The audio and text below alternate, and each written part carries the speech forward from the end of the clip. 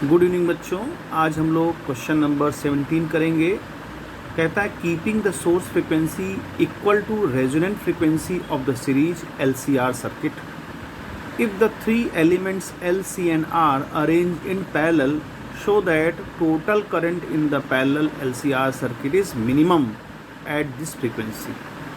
Obtain the current RMS value in each branch of the circuit for the elements and source applied in exercise 7.11 for this frequency. यानी जो source applied किया जा रहा है 7.11 question में उस frequency पर ये सारी चीज़ें हमको बतानी हैं, करंट और ये सब चीज़ें। चलिए इसको जो है हम लोग समझते हैं।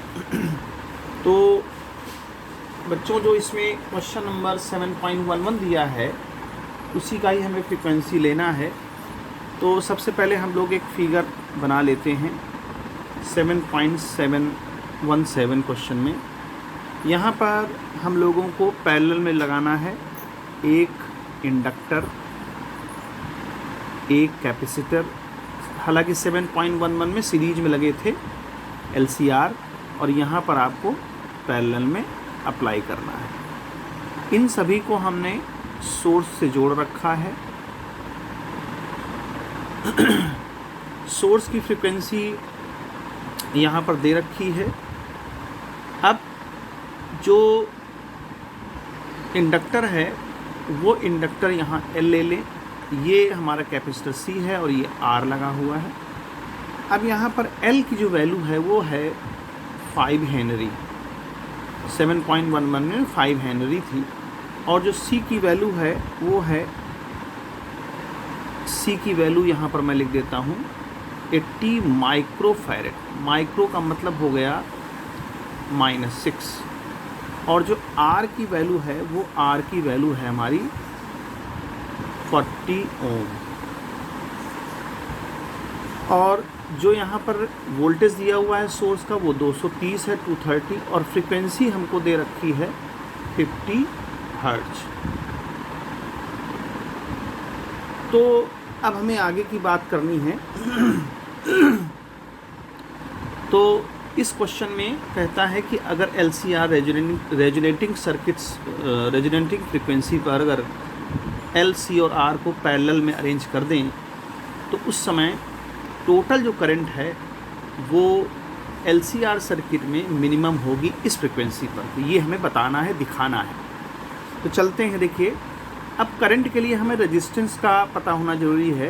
तो तीनों चीज़ें हमारी पैरेलल में हैं और पैरेलल में जब लगे होंगे तो उसका जो रेजिस्टेंस होगा यानी इम्पीडेंस होगा वो इस तरह से हम लोगों को निकालना पड़ेगा, 1/XL और -1/XC।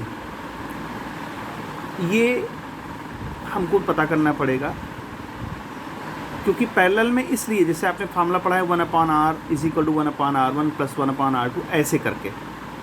तो ये वाला रेजिस्टेंस और इन दोनों का जो नेट रेजिस्टेंस है XL और XC का वो ऐसे लिया जाएगा। अब हम जानते हैं कि मैग्नीट्यूड के फॉर्म में, देखिए अगर हम मैग्नीट्यूड के फॉर्म में बात करें तो ये R यहाँ वोल्टेज हो जाएगा VR, यहाँ VC और यहाँ VL। तो जो नेट होगा वो हमारा एक 90 डिग्री पर बनेगा। जैसे VL बड़ा है तो VL - VC हो जाएगा, तो ऐसे हो जाएगा। अगर VC बड़ा है तो नीचे की तरफ हम कर देंगे और R का वोल्टेज उसी डायरेक्शन में रहेगा। तो ये नेट जो है एक पाइथागोरस थ्योरम के आधार पर इसका निकालना पड़ेगा और उसका स्क्वायर रूट करना पड़ेगा। ये चीज़ आप लोगों को पता है, इसमें कुछ बताने की ज़रूरत नहीं है। हमको मतलब स्क्वायर करके स्क्वायर रूट लेना होगा, जब ही हम 90 डिग्री पे फेस पर हम इम्पीडेंस निकाल सकते हैं। अब यहाँ जो वैल्यूज़ हैं, अगर हम वैल्यूज़ पुट करें या कुछ भी करें तो उससे हमें वैल्यूज़ पुट करने से बेहतर है कि चूँकि इसने बोल दिया है रेजोनेटिंग फ्रीक्वेंसी पर, और रेजोनेटिंग फ्रीक्वेंसी क्या होता है जब XL XC के इक्वल हो। इस केस पर जब XL XC के इक्वल होगा तो ये चीज़ हमारी कैंसिल हो जाएगी और आएगा क्या निकल के 1/R का स्क्वायर, और इसको बाहर करेंगे तो 1/R की वैल्यू आ जाएगी। ठीक है बच्चों। अब यहाँ देखिए 1/z किसके इक्वल आ गया, 1/r। अब देखिए 1/z है, यहाँ पर समझना पड़ेगा। मान लीजिए हम आपको एग्जाम्पल लिख देते हैं, अगर 1/x की वैल्यू मिनिमम है तो x की वैल्यू क्या होगी, मैक्सिमम होगी, क्योंकि रिवर्स में अगर वो आंसर मिनिमम आ रहा है तो अगर इसको हम ऊपर ले जाएंगे तो वो वैल्यू मैक्सिमम होगी। तो 1/x की वैल्यू अगर मिनिमम आती है इसका मतलब x मैक्सिमम होगा, क्योंकि ये चीज़ मैक्सिमम होगी तभी तो ये 1/ करके मिनिमम आएगा। तो ये जो है ऐसा रेजोनेटिंग सर्किट में अगर हम लोग जानते हैं कि XL अगर XC के इक्वल होगा तो उस वक्त हमारा इम्पीडेंस मिनिमम होता है। ये आपने पढ़ा है 1/z is equal to 1/r के केस में ये मिनिमम होगा। अगर ये रेजिस्टेंस इस रेजिस्टेंस के इक्वल है और ये मिनिमम है, क्योंकि मिनिमम आपको थ्योरी में पढ़ा होगा, रेजोनेटिंग जो फ्रीक्वेंसी होती है omega is equal to 1/LC, तो उस केस में हमारा इम्पीडेंस सबसे कम होता है, यानी R के बराबर होता है। तो इसका मतलब 1/z जो हमने लिया वो मिनिमम है। तो जब 1/z मिनिमम है तो z की वैल्यू क्या होगी, मैक्सिमम। इस वाले कॉन्सेप्ट को लेके चलते हैं। अगर 1/z की वैल्यू मिनिमम है तो z हमारा क्या होगा, मैक्सिमम होगा। और अगर z हमारा मैक्सिमम है तो टोटल जो करंट वो पूछ रहा है क्वेश्चन में, E/z, टोटल करंट क्या होगी, पूरे सर्किट का ERMS यानी VRMS कह सकते हैं, और टोटल सर्किट का इम्पीडेंस। तो देखिए हमने यहाँ देख लिया है कि इम्पीडेंस मैक्सिमम है, Z की वैल्यू मैक्सिमम आ रही है। तो जब Z की वैल्यू यानी ये अगर मैक्सिमम होगा नीचे का डिनोमिनेटर, तो ये टोटल जो I होगा वो क्या होगा, मिनिमम होगा उस केस में। तो यहाँ पर हम लोगों ने ये शो कर लिया कि Z is maximum there for I minimum, क्योंकि Z हमने मैक्सिमम यहाँ निकाला। तो जब Z मैक्सिमम होगा तो करंट उस वक्त हमारी मिनिमम होगी। तो लिख सकते हैं I minimum at Z maximum. तो ये हमारा पहला आंसर होगा। अब दूसरे आंसर की बात करते हैं। यहाँ पर दूसरा आंसर क्या कहता है कि सब पर वोल्टेज निकालिए। क्वेश्चन कहता है ना कि obtain current RMS in each branch of the circuit of element and source specified, यानी हमको सब पर IRMS की वैल्यू पता करनी है। तो देखिए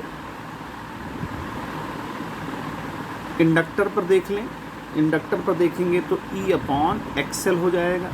XL का मतलब होगा ओमेगा L, और जब E की वैल्यू यहाँ पुट करेंगे 230 जो दिया हुआ है, ओमेगा 2 पाई और F हो जाएगा 50 और L की वैल्यू हो जाएगी 5। तो इसको जब सॉल्व करेंगे तो इसका जो आंसर आएगा वो लगभग 0.92 एम्पियर आ जाएगा। ये सॉल्व करके देख लेंगे। फिर अगर दूसरा हमको निकालना है IC, तो ये हो जाएगा E/XC, और XC क्या होता है 1/ωc। तो यहाँ भी जब वैल्यूज़ पुट करेंगे, सारी जो गिवन वैल्यूज़ हैं उस हिसाब से ये जब आंसर हम लोग निकालेंगे तो इसका भी आंसर 0.92 एम्पियर आ जाएगा। क्योंकि सब कुछ दिया हुआ है, इसमें हमें बताने की ज़रूरत नहीं। अब रेजिस्टेंस में अगर हम करंट देखेंगे तो ऐसे निकाल सकते हैं। इसकी भी जब वैल्यूज़ पुट करेंगे 230 और R की वैल्यू हम लोग दी है 40, तो इसका भी आंसर जो है लगभग 5.75 एम्पियर आ जाएगा। तो हमने सभी एलिमेंट जो लगे हैं उस पर करंट निकाल ली और ये शो कर दिया कि I मिनिमम होगा Z मैक्सिमम होने पर। तो इस तरह से बच्चों उम्मीद है आप लोगों को समझ में आया होगा। अगर कोई प्रॉब्लम है तो आप कमेंट सेक्शन में बता सकते हैं। Good bye.